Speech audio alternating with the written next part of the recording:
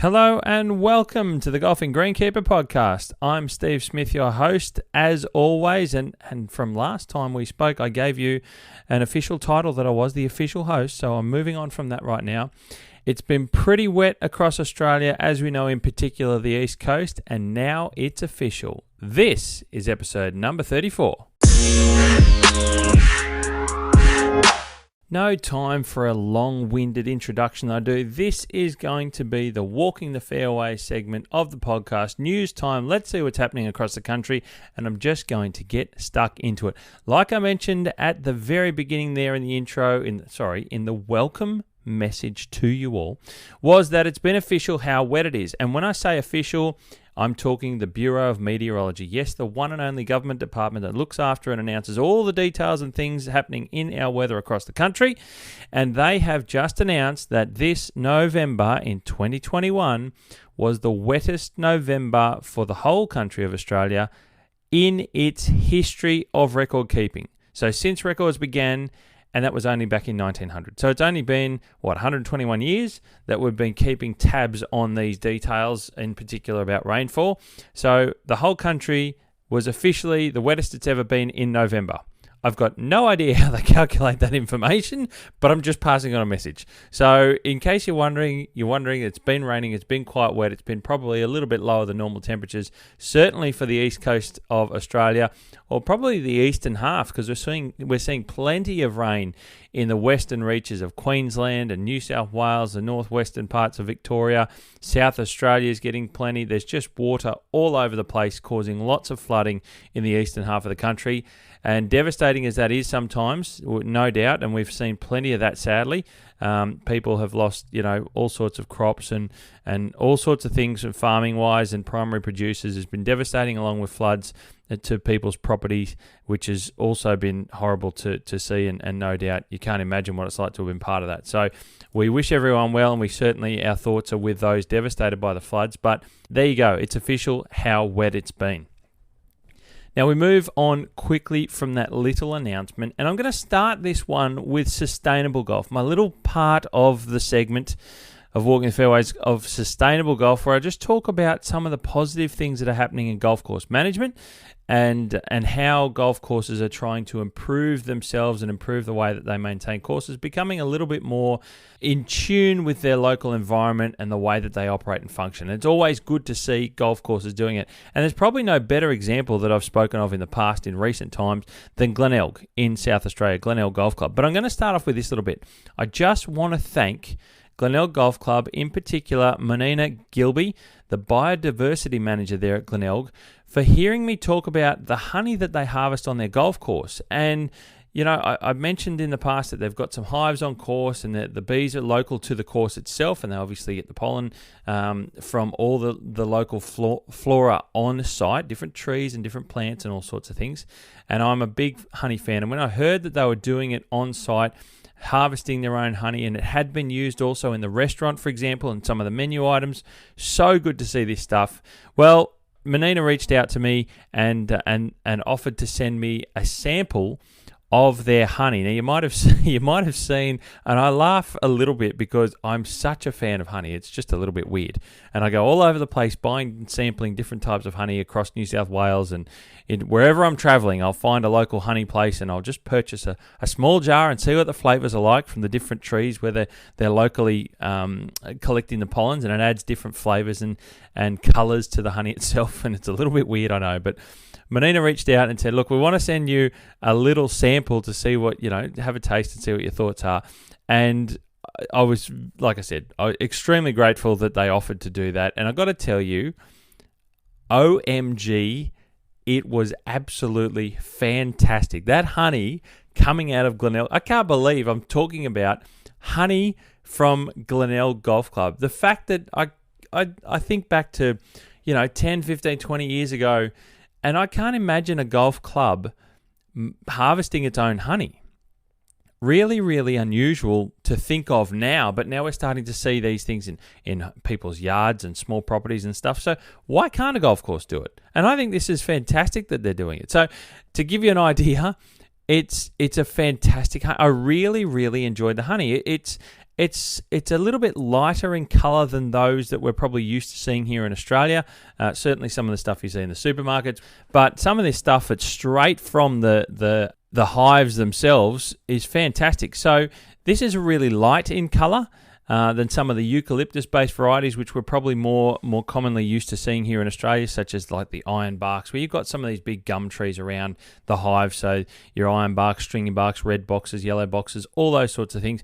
It's very light, this one from Glenelg, and talking to Menina, it's probably a little bit to do with the different types of flowers and flora that are around on the golf course, probably less so of the large gum tree varieties. I've not been to Glenelg, so I don't know the vegetation there, but Menina was saying that it's just due to their different types of plant life that exist on the golf course. So I found it's got a really nice light colour. It's almost a lighty pale gold, and it's quite a floral flavour in it too. So it doesn't have a really strong finish to it like I mentioned, a lot of the eucalyptus-based honeys. And I found it almost because of that, without that strong, heavier finish, it's sort of sweeter and lighter in flavours. But I thought it was so refreshing, a really beautiful flavoured honey. And to the point where I just sat in front of the Bathurst 1000 last weekend with the jar itself and a spoon hooking into the honey, just kicking back, watching the race and all sorts of things. So that's how I spent last weekend with the Bathurst 1000, the 4 days of the racing. I was eating some Glenelg honey, watching the Bathurst 1000. There you go. So I just wanted to pass on a thank you to Menina and Glenelg. Really, really cool and interesting to taste it. It's actually really, really beautiful honey. So there you go. Now, on to the serious stuff. At Glenelg, they have created a biodiversity inventory, or they're in the process of creating a biodiversity inventory with the aim of recording all of the flora and fauna on the golf course there. Now, I'm here to tell you that's going to be a job and a half. That's a big deal trying to record that. But the idea of this, it will ultimately show the role of golf courses in urban biodiversity.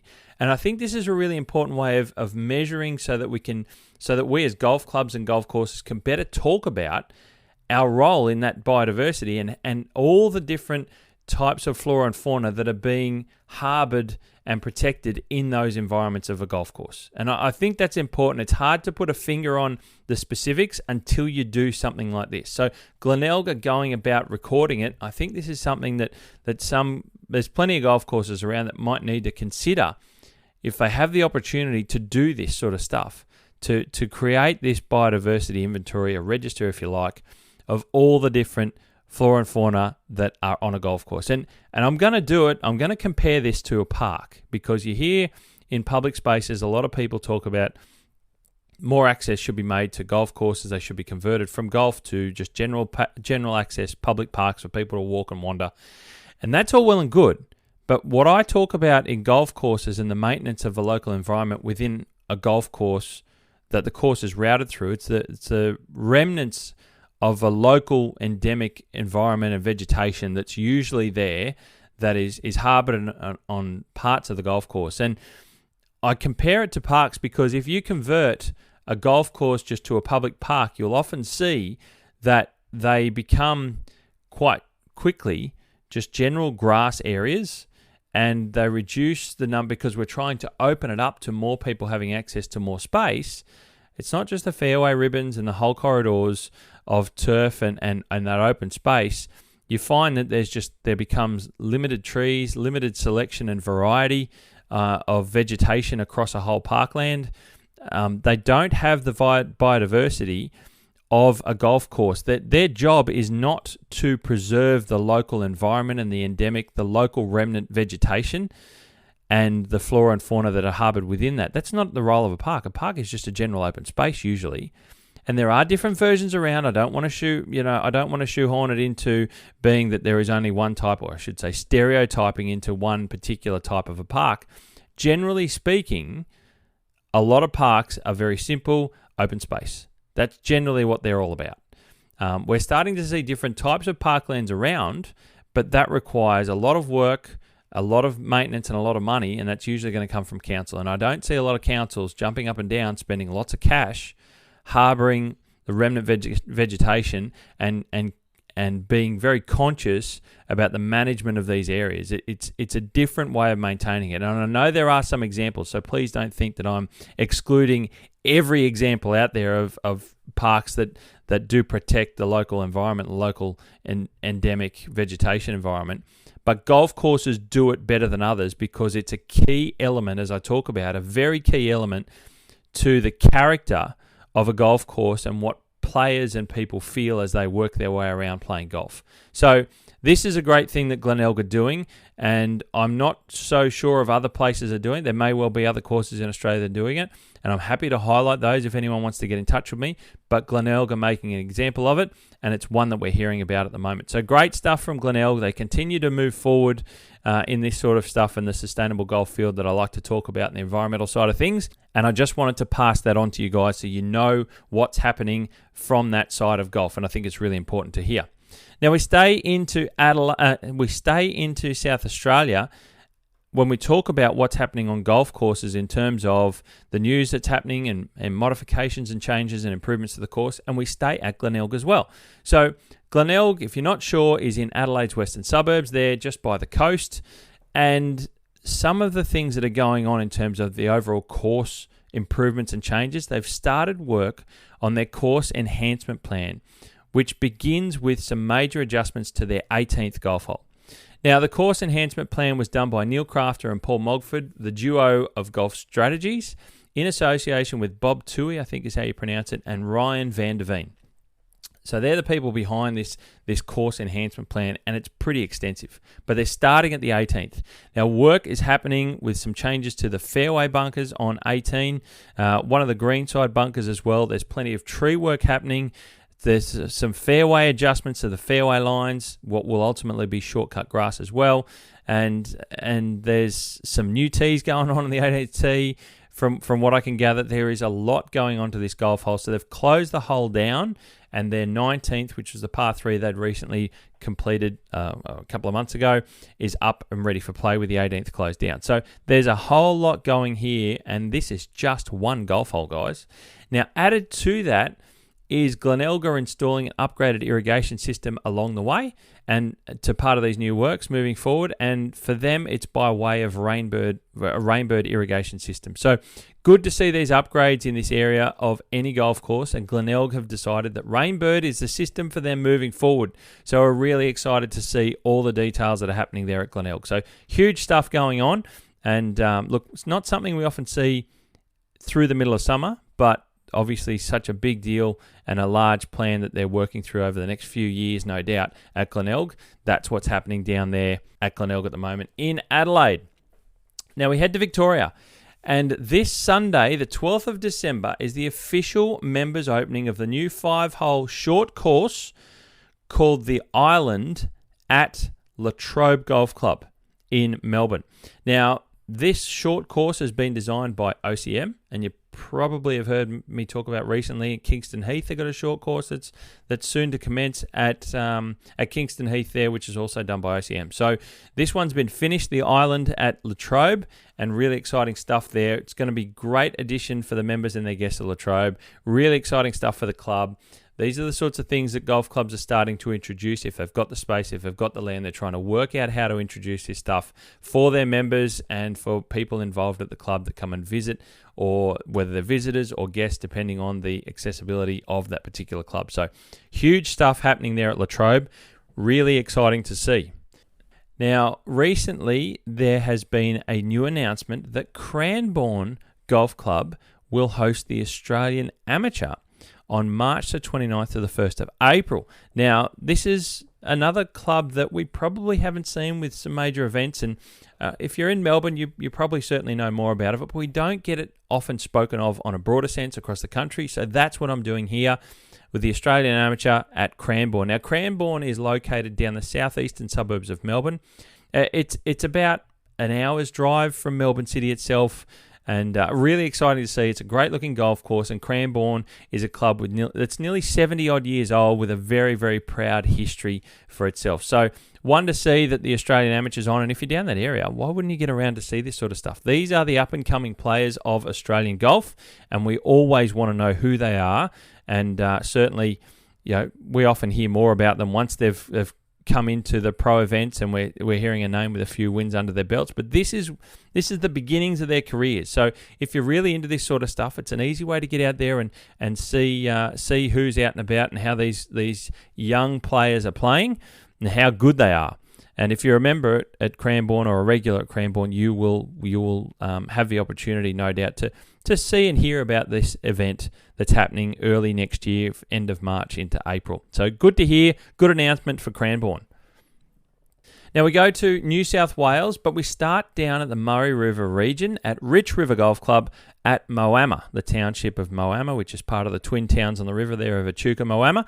And they've had some more work being done to their course with some custom bind being installed in some of their bunkers.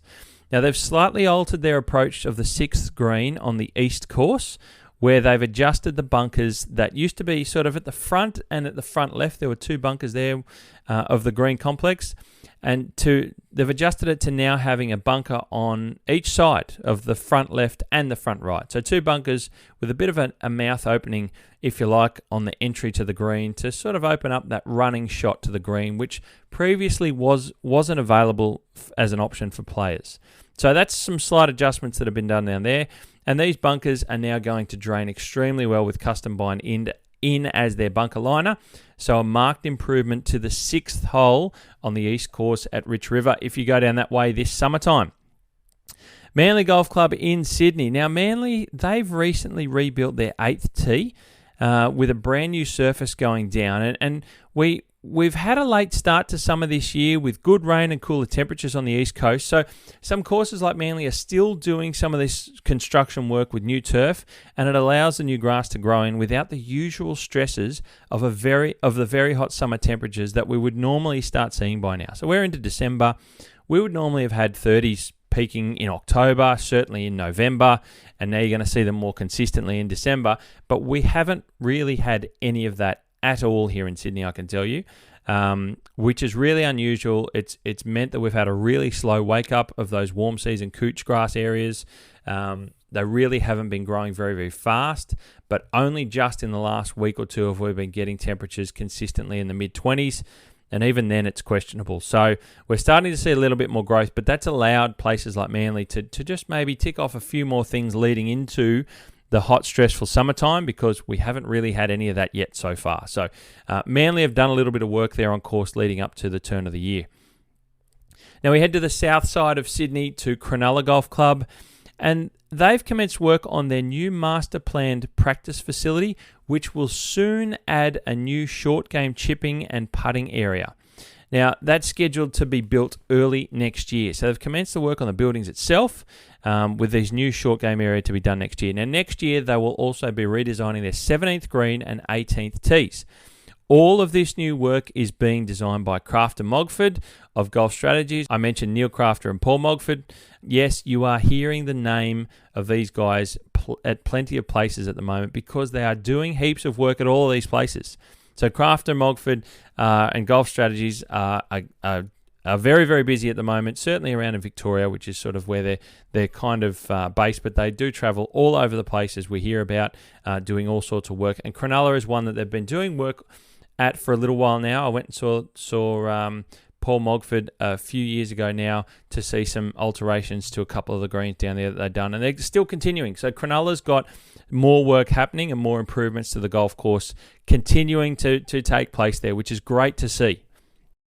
Now we go to the Lakes Golf Club in Sydney's eastern suburbs, and they've recently renovated the sandy waste area behind the third green by slightly widening it a little bit, which to me is probably just getting it back to its original size. And they've also rebuilt some of the islands in the middle of that particular waste area. Now, there's always things happening at the lakes, which is part of the continual improvement and maintenance to retain the wonderful redesign that was done back in 2007 by Jeff Ogilvie and Mike Clayton. So we see this. It's a wonderful venue, the Lakes. It's a wonderful championship venue that's hosted the Australian Open numerous times since that redesign.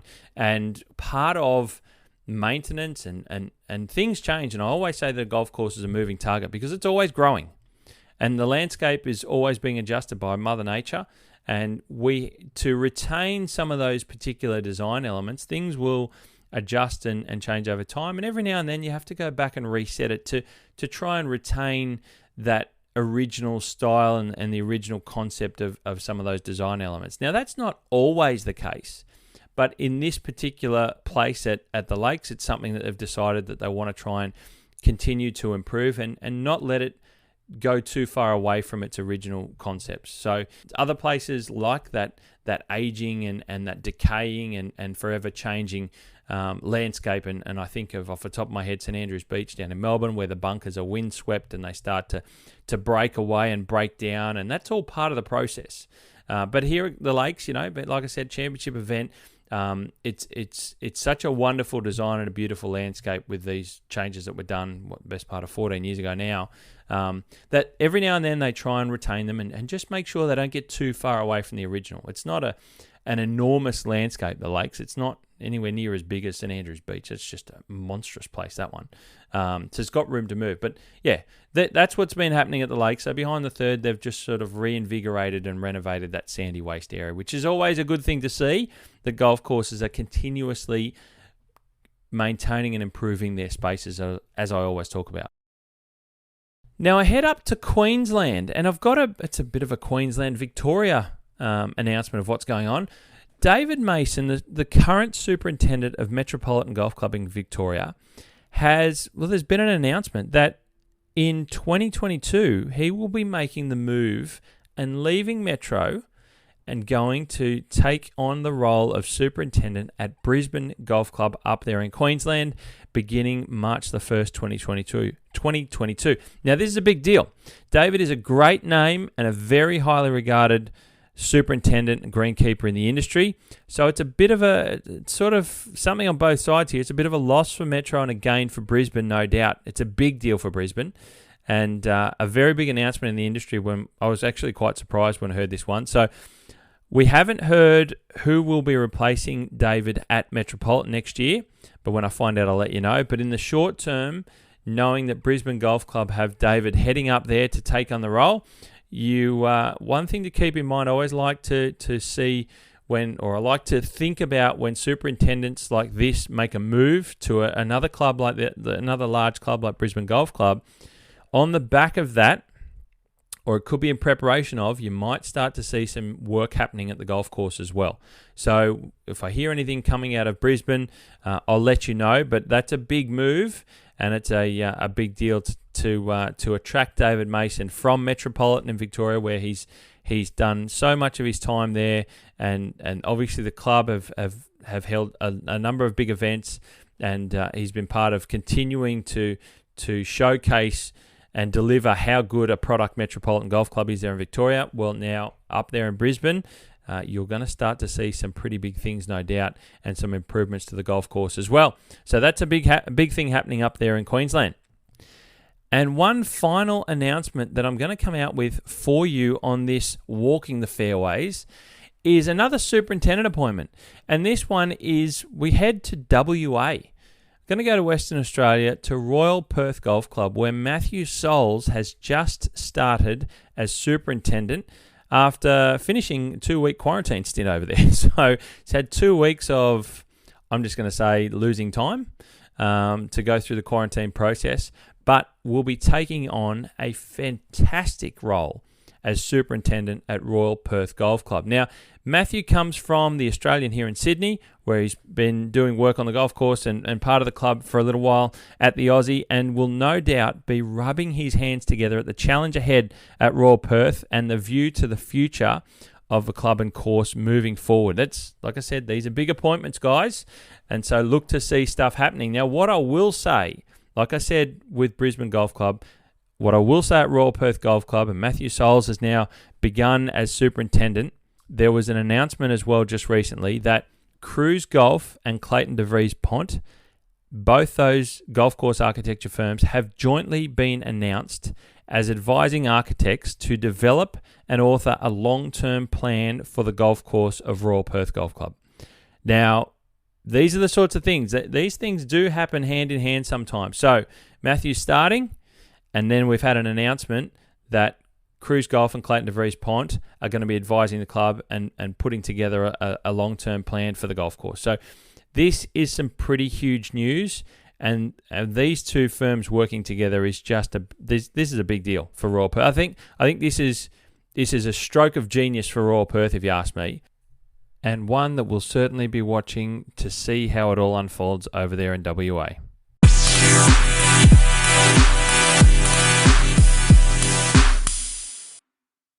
Well, ladies and gentlemen, that brings us to the end of EP.34, or more commonly known as episode 34.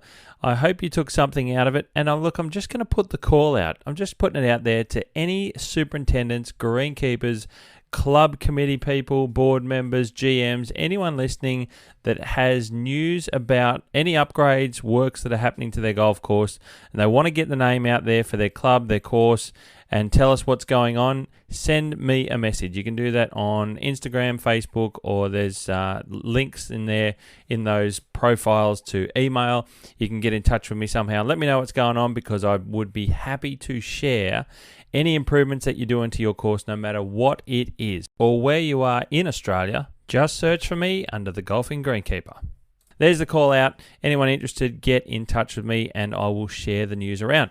Please like, share, subscribe, leave a comment. I always like to hear your feedback, and certainly love keeping you up to date. I hope you got something out of it, and I look forward to catching up with you next week when I bring you another episode of Australian Turf Analysis, Keeper of the Greens. You hit him clean and we'll keep him green. Stay tuned. See you guys.